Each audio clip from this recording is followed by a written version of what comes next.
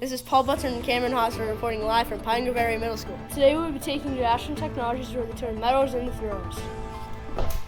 Hey Cameron, I wonder how these products were made. I don't know, Paul. Let's take a look at how Ashland Technologies made all these products. Here at Ashland Technologies, they make a variety of different products that the customer needs. There are many different jobs at Ashland Technologies, such as fabrication, welders, mill and lathe operators, CNC operators, and finishing.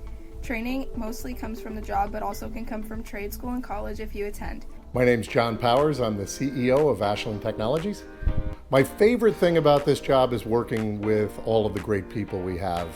They're so talented and they have such great ideas, and we're able to take a lot of ideas other people like engineers and designers have and turn them into actual products.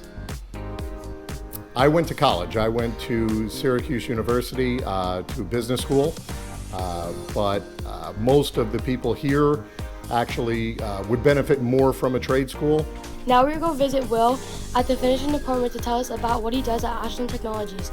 This is what Will and other employees do in the finishing department. Busy. Normally roll up your sleeves, get the job done. But I do engage with my coworkers so we can plan and I can schedule my department to make sure that we meet the customer's deadlines. Now we're going to take you through the machine shop. We will now be taking you to the fabrication department with Mason, where he tells you about his job and department and why his department is important into the process of making the final product. This is Mason. I am a welder fabricator. I went to college at Thaddeus Stevens College of Technology for metals fabrication and welding technology.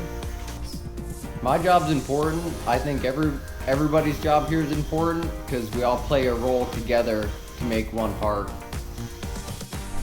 This is how Ashland Technologies makes other cool products. This is Pine Grove Area Middle School signing off.